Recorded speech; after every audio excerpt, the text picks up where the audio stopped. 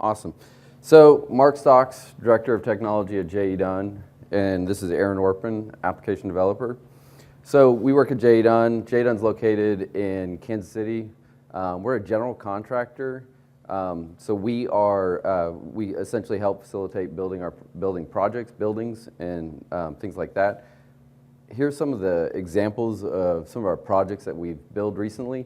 Now, we're a pretty small company. We have a total of 3,100 employees, but a large number of those employees are actually field workers.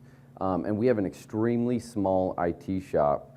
And so what we're doing with Tableau in creating this transparency of data is really helping our project teams make better decisions when they're building these buildings. Here's some of the stats of how our company ranks throughout the US in the ENR ratings. So we're pretty much top 20 in every category as a general contractor. So what we're going to talk about today is kind of the history of J.E. Dunn and Tableau, how we kind of had issues with adoption, kind of our strategy going forward, and then how we really switched our focus and went towards the JavaScript API layer and how we created this kind of internal framework. And then we'll talk about some of the metrics and how our users really started adopting Tableau more. So our current infrastructure that we have right now is multiple data sources, obviously Oracle, that's our main ERP. We have SQL Server, Excel. We do a lot of data calls to Active Directory and to OData and to web services as well. And the majority of our data sources in Tableau are extracts because we build and we aggregate all of our data into materialized views. So we just create those extracts and then we just refresh them hourly.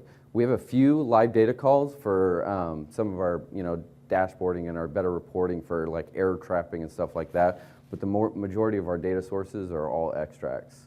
Now, when we first kind of started this venture with Tableau, well, the first thing that we started hearing from our end users was they needed better reporting and better and faster internal reporting from us. Now, we created this custom application for reporting, and it was great for us, great for IT. We could whip out a report really fast, but it was static, and there was no changes. Nobody could come in and say, I want to filter the report like this.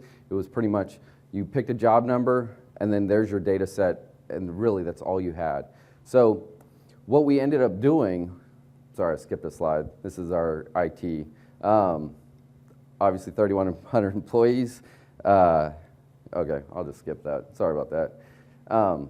So been on Tableau for 3 years. We have 32 desktop users. We have about 260 workbooks and 45 data sources. We average about 1,500 views in Tableau right now, but that was not how we started. So our issues with adoption when we first went to Tableau really started with the users not trusting the data, and then the way we had structured our current reporting system, which was a custom development application in PHP. Our current structure was done in such a way that we really couldn't give the end users the ability to create different filters and really understand the data. The data was very static, it was very linear. And so because of this, we had really big issues with going towards Tableau because our end users, they didn't want to really adopt Tableau, they didn't trust the data, and they really didn't trust the visualizations. They wanted the raw data because they were so used to Excel, and it was a really big issue for us. So we would have these meetings and they were very frustrating. The end users were just like, we just want Excel. We're so used to Excel. I understand you can create this visualization, but we really want Excel. And there was no excitement and no buy-in from the end users on our visualizations and our reporting. Now, here's an example of our old custom reporting style. So this is just kind of we're just exporting a query. Nothing fancy. It's just literally run a query, dump it on screen. That's all you're seeing. Nothing fancy at all. Nothing we were excited about, nothing end user were excited about. They had to create their own story with what they were seeing.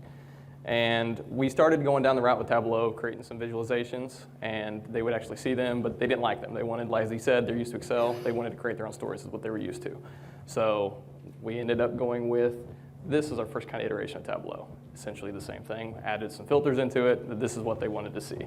So we had a little bit of trouble at first actually getting our end users to let us help develop a story with them within Tableau to where they can look at a visualization to quickly make decisions on, do I even need to dig into the details, or are we good? Is it worth even me looking into things?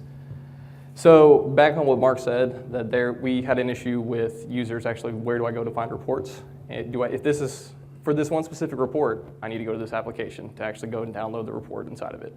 Or do I need to go into our ERP to download this report? Or do I go to Tableau? It's a little bit confusing on where they should go. They didn't really understand. So our first iteration of how do we take things out of Tableau server, because we didn't want to have another endpoint they had to go and reach, was, well, we're just going to create these links within SharePoint to take you out to the most high-hit Tableau reports. So they had one place to go and look, which is good. I mean, you would click in, you'd go in, you just basically embed a Tableau workbook inside of SharePoint. That's fine, but it was cumbersome for end users. They still had to navigate to a specific report to go and look at it. They'd had to drill into each report to see, do I care for looking at this? Do I need to go into the details? It wasn't really a dashboard specific for them to let them know, is this an indicator of things they need to look at? So we wanted to save some clicks, which is why we came up with the framework we're going to talk about here in a little bit. And when we built the dashboards like that, it kind of had to be built for everybody. You still had some clicks I want to filter down to my specific region, my specific office, what level I want to look at it. We, again, wanted to save some clicks, and that's where this framework came. More overhead for us because we had to take that into perspective or create just basically copies of dashboards to go down to the level that they wanted to see. And in that same sense, they're harder to maintain because we had to keep everyone in mind and build multiple iterations of them. So if you made one change, you had to make that change also in 4 or 5 different workbooks down the line. So we essentially solved this. We solved this huge issue, and one of our biggest issues that we had was the fact that we would have all these business units that would be asking for data, like a dashboard, but they wanted so many different data elements on there, and we'd create this one workbook that would have 26 different data sources. You make a change here, it would mess up something else down the road. You would have so many dashboard actions, and it was so cumbersome to work with that it was very painful. And you would go to a meeting, you would show the guy that requested it, here's your dashboard, because he was a C-level executive, and he's like, love it, love it. You'd show the next guy from the West region, here's your dashboard, and he's like, don't like it. This should be over here. We need priority for safety over here. I want this over here, and I need this filter this way. And again, we had one workbook that we were trying to service everybody, and it didn't work. So our first thing we had to do was, like Aaron was saying, we needed to start driving all of our traffic to our KPIs. Everyone needed to have a one-click to be able to go into our KPIs and really start to boost the usage of our dashboards.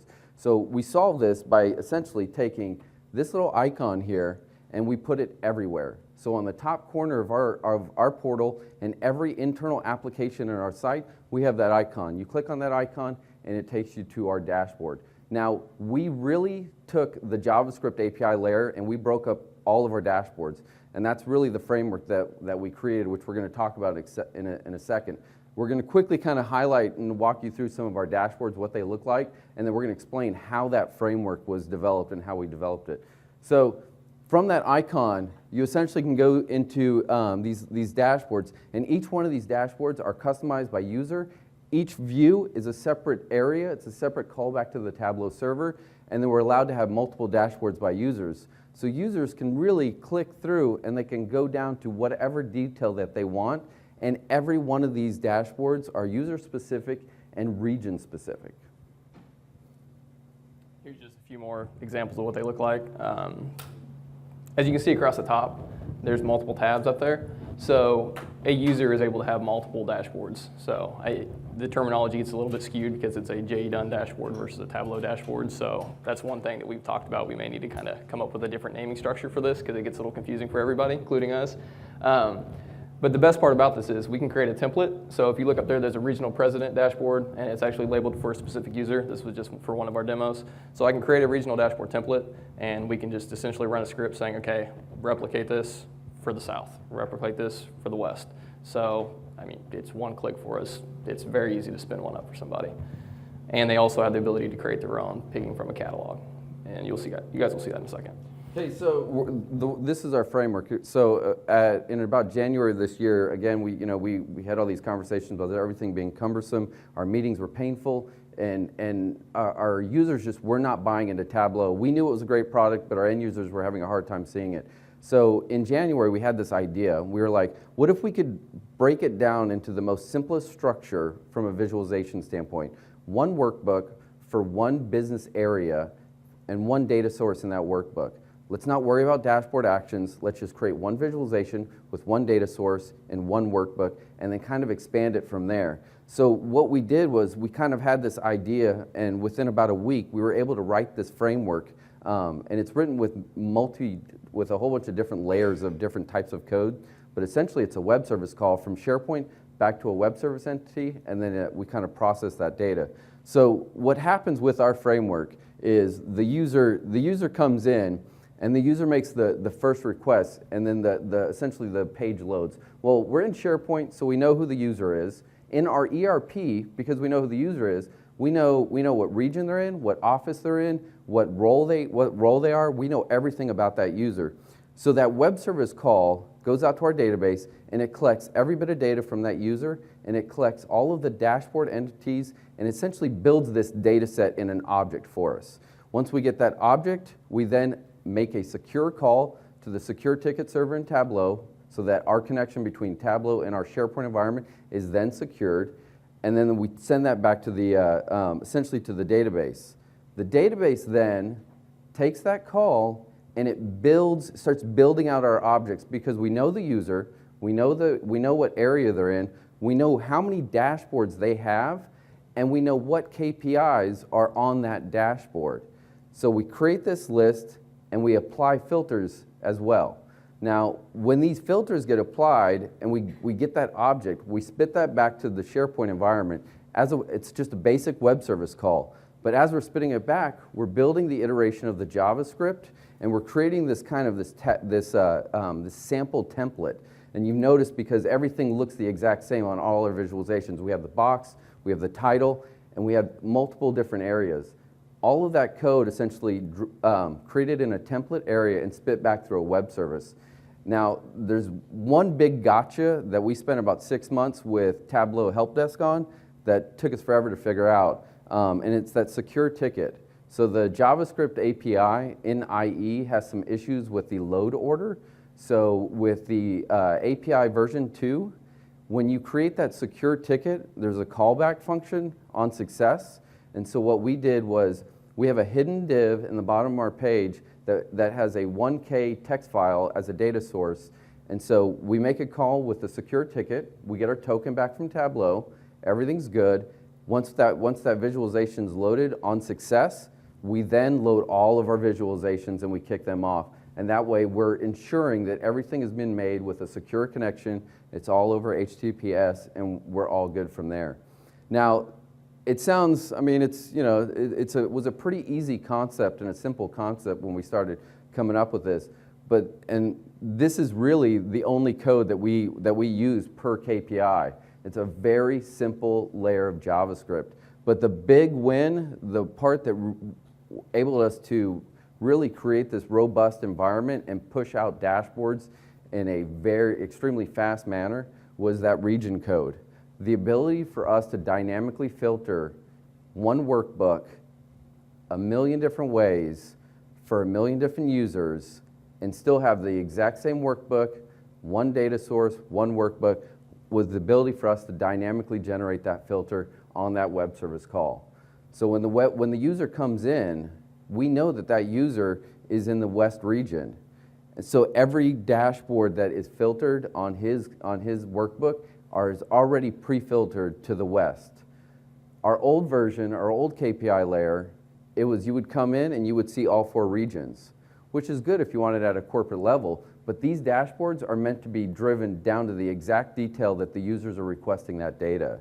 So, quick breakdown of the framework, we have a user dashboard, and in that dashboard, each visualization is one workbook. Now, there might be multiple visualizations and multiple dashboards in that workbook, but it's one workbook per entity. So it's, for RFIs or PCIs, those are common construction terms. But it's one workbook per area, multiple visualizations, and it's one data source in that workbook. So everything is extremely clean. I can hand the Tableau workbook off to any user in our company, and they can understand it because there's not a lot of complicated calculations. There's not a ton of dashboard actions. It's an extremely simple process. But again, all the filters are applied at the JavaScript layer, so we're able to create this environment of fluidness with our dashboards. So here's an example of just a catalog. This is kind of one of our first iterations of it. We do plan to, this is one of our next steps, is to really revamp this and give users a better UI for them to actually select everything they choose from. So here's just kind of what the catalog looks like. Okay, I want to go to this catalog within this specific department. So finance, I want to grab the cumulative sales dashboard and add that to mine. So nothing crazy. Here's a sample dashboard, just kind of walk you through kind of what it looks like. So as you can see, those are all individual dashboards inside different workbooks within Tableau. They can be within the same workbook, utilizing dashboards within it, or from different workbooks across our Tableau server that we're pulling these from. And if you notice, each one of those titles is actually a link. So, because you can't get rid of dashboard actions. That's the biggest thing of Tableau. I mean, everybody loves that. You can drill down to the details just by a simple click. So, to get to that level, it's hard to do it on a front page with all of your different workbooks together. So, as soon as you click on the title, you're going to go into a detailed page, which this is just an embedded Tableau dashboard, to where all your click events, you can go to different worksheets. Everything's the same, just as if you were on Tableau server. Again, one of the biggest benefits is multiple filters within that same workbook that you can have. As long as it's in the data set, you can actually filter it down. It's the same as the URL filter, just through the JavaScript API. Gives you a lot of flexibility, gives users ability to, if you get a one-off request, you don't have to download the workbook, add that filter in there for them to select it, and other users don't even have to see that selection. It doesn't take up any screen real estate, and it's more custom to a specific user. So just to reiterate, the one workbook, you can have multiple filters on top of it. That's our biggest selling point of this. This was our biggest piece for it. Let's roll with this. So yeah, I mean, just to reiterate real quick though, I mean, these are all the exact same workbooks. They're the same data sources, the same workbooks. They're just being requested by two different users that happen to be in two different regions. Everything is exactly the same here, except for that one layer in the JavaScript API that's actually saying region code equals 10 or region code equals 30. So the data sets are changing dynamically, and everything is being rendered down to the detail level that end user wants, but we didn't have to write anything. We didn't have to change anything in our Tableau workbooks. We did everything with JavaScript, and our web service layer and our framework took care of everything for us. So when another user comes in and says, I want to see this, but I want to see it by, instead of at the South Central region, I want to see it only for Houston. Well, at that point, our region code then just becomes 1021, and we're done. We don't have to change any of the workbooks. We don't have to change any of the structure of the workbooks. That layer of complexity and that layer of drill down is already done based off of the JavaScript API layer. So, as we said, we kind of had this idea in January, and we took a screenshot of our stats in January. So this is where we were, prior to January. We had, a handful of users. This is per week. And so, we were up to 400 per week. We had, we had a couple of decent weeks there. And we really came up with this framework and we started pushing it out. And then you notice when we launched it. So we really our views started getting up to the 4,000 and 5,000 per week and really started increasing. And our views have gone considerably, they obviously keep going up. But we saved this visualization because that dramatic spike is what really started driving our adoption. One of the reasons we started with this framework too was we started with our C-level executive suite. So they bought in first, and then we've slowly started rolling it down instead of starting with the operation guys. So we wanted the executives to have these dashboards first. So that's really kind of how our adoption has been driven. So to talk about some of the immediate benefits that we saw, development time was significantly reduced. We didn't have to do those one-off requests. It was very easy to just spin something up or have the end users actually go in to add additional filters onto their data sets to where we didn't have to touch them. The analytic meetings became a lot more effective. We actually enjoyed going through them. It wasn't just getting chewed out the entire time or we're not spinning things up fast enough. There was actual excitement about what they're seeing, what they're wanting to see in the future, and it was good. Ability to handle one-off request again. Trust and KPIs increased significantly because we were running everything through one workbook and one data set for each one of those individual dashboards. If something was wrong, you don't have to go and say, okay, is it my data set or am I joining something incorrectly in Tableau? You could go to the data set every single time. And in that case, making adjustments too, you don't have to test as much down the line. It's just, let me look at my data set. Data ownership, so one of the things that this helped drive is it's a lot easier for us to, this person owns this dashboard this way. We didn't really do this until we hit this step. I know we could have done this without our framework, but going into this framework helped us to kind of revisit how we were using Tableau. So we assign specific dashboards. Whoever created them essentially owns it, and requests have to go through them or a team assigned to, depending on how big that workbook is.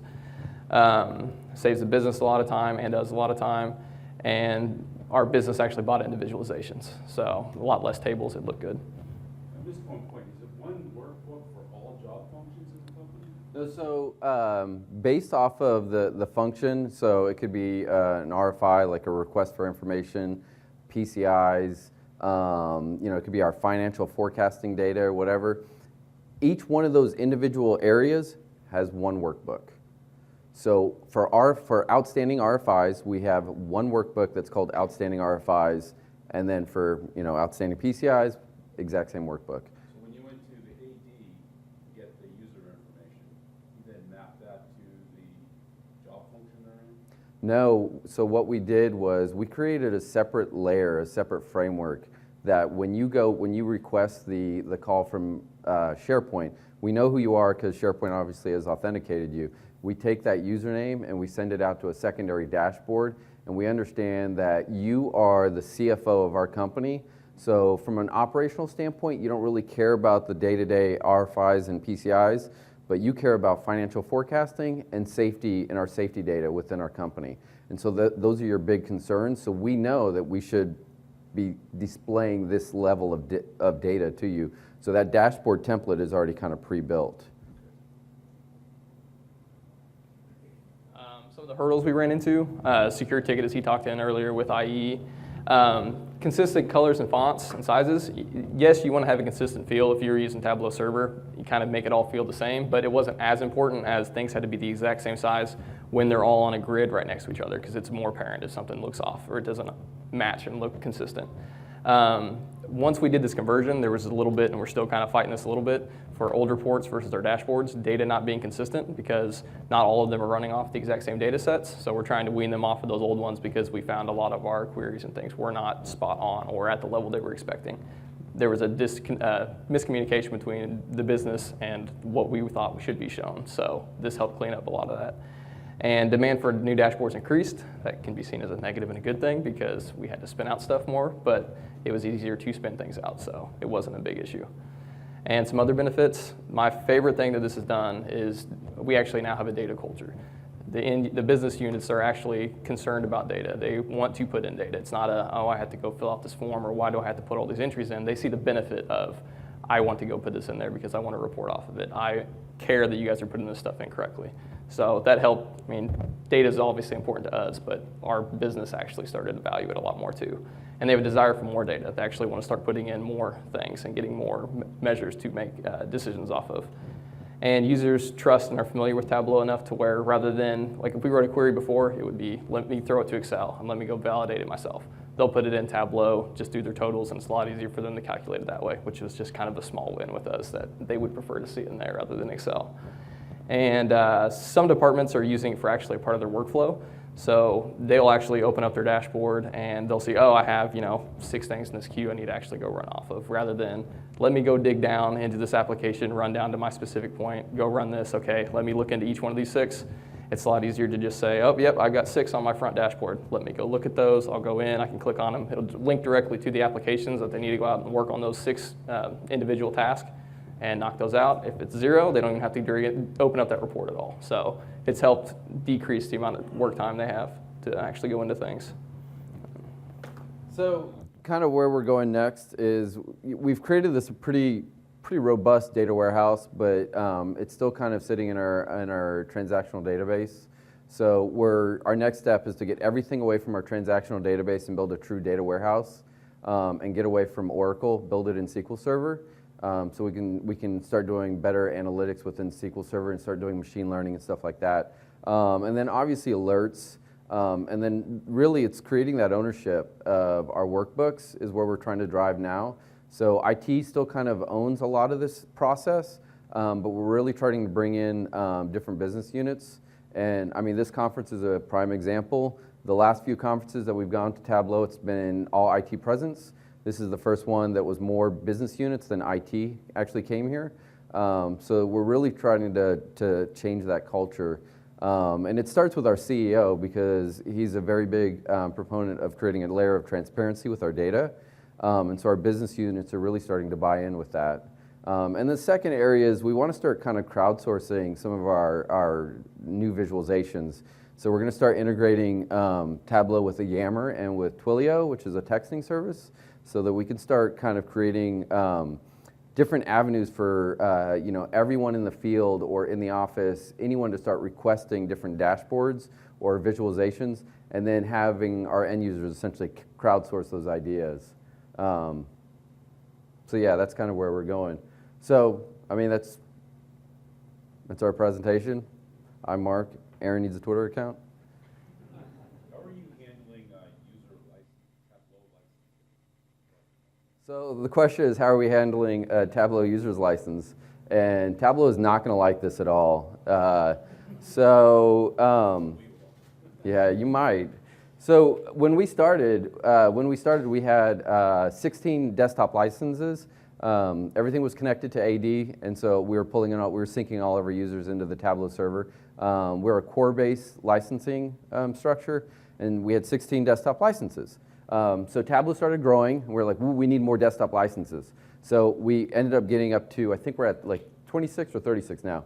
And because of this framework that we built, we're going to start rolling back our desktop licenses because we don't need that many desktop licenses anymore. Because we're able to have one workbook, and we can have multiple people working on that one workbook, and we don't need everyone in the company to be dissecting everything.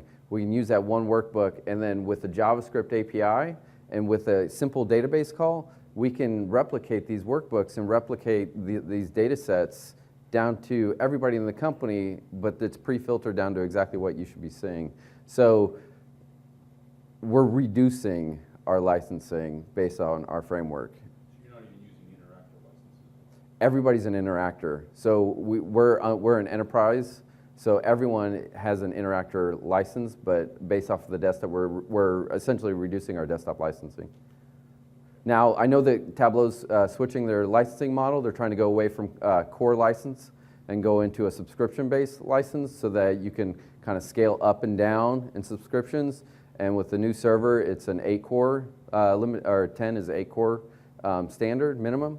So we're going to have to reevaluate our licensing with Tableau pretty soon. So.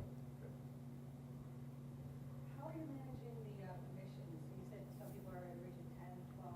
Are you doing that using Active Directory or? So So I'm Bob, I'm 10. Where do you tell? yep, exactly. JavaScript that? Yeah, so the question is, how do we manage data permission within our little framework? It's actually pretty easy because you're Bob. You don't look like a Bob, but you're Bob. I used to be. It is Austin. I mean, it is Austin. So you're Bob, and Bob works in operations, and you're a project manager. All of that's in our ERP, and because of this web service layer is essentially connected to our ERP, we know that when you request that so let's say we have all these different dashboards, and we have a project management dashboard that is job specific down to the jobs that you have access to. So when we create that dashboard, we know that you're in project management, and we know that you've just requested the project management template, and based off of our ERP, we know that you have access to 3 jobs.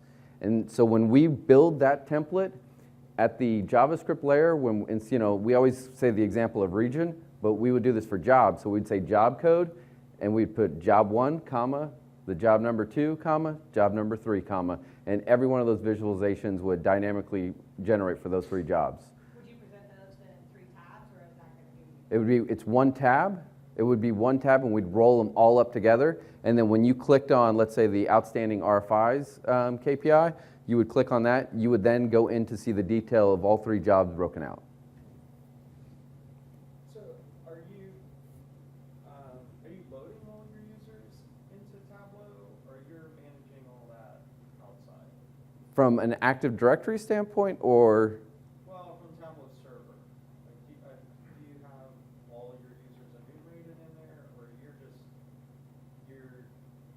doing all of your permissions in your JavaScript API server? Okay, so the question, if I understand it correctly, is are we loading all of our kind of user permission level in the Tableau server as opposed to our ERP? We do everything at the web service level. So all of our users get loaded obviously through Active Directory, and they get loaded into the Tableau users list as interactors. But when it comes down to security level information, we don't utilize any of the Tableau functionality. So we don't have calculated fields that say, if user domain is this, set it to true. We do everything at the web service level, and then we're able to make that call and filter down to the data. Now, we're a little bit different in that standpoint because of our CEO. So if you went to Tableau server instead of our dashboard, and you went and browsed to the exact same workbook, you would see all the data. You would see the data for every job on there. And we don't care that you see the data for every job, because our workbooks are not meant to, they're not meant to punish the wrongdoings of someone. If you have a lot of outstanding RFIs, it's not meant to point the finger at you to figure it out. It is just meant to create a level of transparency so that everyone knows that you might need some help. It's not, I mean, that's kind of the benefit of the way we're looking at this. It's not the bad list. It's just a list of data that everybody can go surface. More transparency. Did you consider using one service account and managing everything outside? Is Tableau in the room? Am I allowed to say that? So the question was, did we consider using one service account? And I'm going to say no. We never did that. We would never think of that. That would be wrong. No. Not if your core base. I mean, your core base, it doesn't matter. It is, you're correct. It doesn't matter. But we did have a talk yesterday with our account exec about the new licensing model. And I did say, well, we only need license for one guy then, because we're good. And he did not like that. Do you have any issues with different browsers, mobile, tablets, that kind of thing? Awesome question. So the question was, if we have issues with other browsers, 100%. IE was a pain. And a lot of it was had to do with the version 2 JavaScript API, the load time. So there's a value in the JavaScript, because it's a JSON object that you're sending back to the server. You can put a load order in there, and the default index is 0 to whatever. IE doesn't adhere to that, and because of that, we kept running into issues where one KPI would be secured and the next one would not, and so it would fail. And then you would reload the page. Well, you've already made the secure connection to the server, so you'd reload the page, and they would all work. So we would try to debug it for the Tableau help desk or the support, and I'm like, hey, look, it doesn't work. And he's like, well, hit F5. And then, boom, everything worked. So that was kind of a pain. We ended up having to get down to the server log level to identify that issue, to figure out how to fix it. The other aspect is responsiveness. So this portal that you're seeing is our old iteration of our portal. We're going to a new iteration. It's built off of Bootstrap 4, and it's going to be 100% responsive. So we are right now testing the scalability of our visualizations. But yeah, IE is the worst. I mean, it really is. Any other questions? Yep. Can you talk a little bit about how you integrated with SharePoint? You guys have control over SharePoint? Mm-hmm. Is that where you can add all your how does that technically work? Yeah, so the question essentially is, how did we integrate with SharePoint? So I actually am a SharePoint developer, and so I wrote a custom Tableau web part that I can build my framework. And what it does is I set all of my properties within my custom web part. So we have, I mean, like, you know, we showed you the one page where you have all the tabs or whatever. But if you wanted to create a visualization and you wanted to put it just on one page instead of having, you know, the big dashboard, you just want the one page, you can easily use the exact same web part and just give it a series of properties within, there's a layer of custom properties. And you just say the workbook, you say what filter you want to apply, and it knows all of the service accounts, it knows knows how to create the secure ticket, knows how to do all of that, and it essentially does that, again, does the web service call out to the Tableau server, creates a secure ticket, brings back that token, creates the URL, and then builds out all of the JavaScript and the HTML that's needed to display that visualization on the site. Now, we are using some of the client object model within SharePoint to extract, obviously, the user information, and then we do a lot of property bag settings in SharePoint, so I don't know how familiar you are with SharePoint, but we use all of the property bag settings, and we bundle that information back to the Tableau server, which essentially traverses back to our web service call, and then that's how we're able to get a lot of the ERP information and display those visualizations at the level that you're requesting. Did that answer your question? Sorry. So you briefly mentioned OData. Yes. Are you doing that with lists at all? And does it have any type of performance impact on SharePoint? So the question is, are we using OData? We're definitely using OData. Tableau is horrible with OData in SharePoint because of the permissioning level. You essentially have to give the root service account from Tableau site collection access into your server to access those lists. We don't want the service account from Tableau to have root access into our SharePoint environment. So that was just not an option for us. So we actually wrote a translation layer in between. So instead of our web service, we do a ton of web services at Dun. So instead of calling the OData, out of the box OData URL with SharePoint, we actually call a secondary layer that goes out and makes the service call to SharePoint.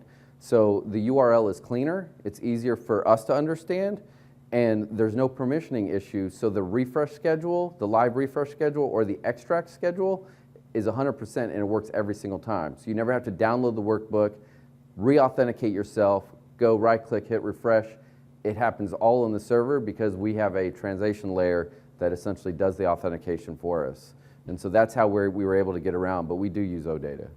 We're actually working on going to JSON for everything, and so we're probably going to be doing a lot of Python and automating that area, because even though we do everything in a database, our accountant is not here right now, but she loves Excel, so she still does a lot of things in Excel, and we have to blend that Excel data with our Oracle data, so we're going to start using JSON to essentially open the Excel file with Python, create a JSON object, open Oracle, create a JSON object, blend it, and then programmatically create our data source from there.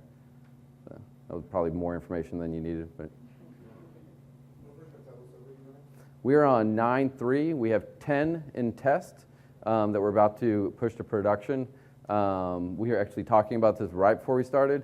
We are slow to move with our servers. We had some issues with, I don't know how many of you guys are, I don't know how many of you guys are new here, but if you have your Tableau servers on VMs, you need to be very careful about your snapshots.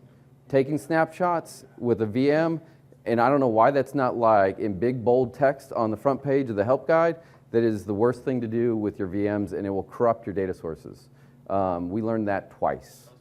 It was very fun. It was a fun day fixing that. Yeah, fun.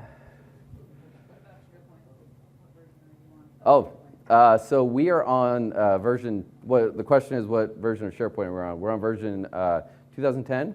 We are a part of the pilot program for Microsoft. So we've had a 2016 box up for about a year now.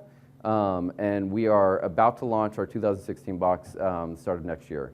So yeah, it's 2016 is way better than 2010. So we have Because of our nature as a construction company and the sensitivity of our construction documents, we can't put anything in the cloud for certain projects, but all of our personal stuff and our corporate information and our dashboards are going to be in the cloud. Calling back to a web service on-prem, all of our project data dashboards and our project files are going to be on-prem in SharePoint. Another question. We should hang out after this, you know, go get a beer. My company is like 3 steps behind you, so we're going the same way you're going. Okay? You said, I think you said in the beginning, you pre-aggregate all of your data, so you have a one data source per workflow. I Correct. love that idea, it's nice and clean. Are you intending to use Tableau's new Hyper? data, no, not the Hyper, but the cross-database joins that they've now offered? Are you gonna stay away from that? So we talked about that when they showed it, and we don't know. We're gonna have to kind of investigate a little bit. I do like the cleanness of how we're doing it right now, so it's gonna be hard to pull me away, but if it's got enough benefit for us, yeah, we'll look into it. When we aggregate our data and we create that data layer, everything is done within, essentially we group by everything. So every field always says a group by. So it doesn't matter if the underlying data source changes, the table changes or anything like that, our data is always the exact same. It's always structured and it's always clean. And our table names, and we have 2 different versions of table names and field names. We have our field names in our what we call the master data tables, and and it's always job underscore code, comp underscore code, whatever. Then we have what we call the data store in Oracle, which just essentially is a read-only to our master data tables, and in there our field names are job, space code, company, space code. And so it's more of the friendly, kind of the corporate taxonomy structure. So, awesome. Any other questions?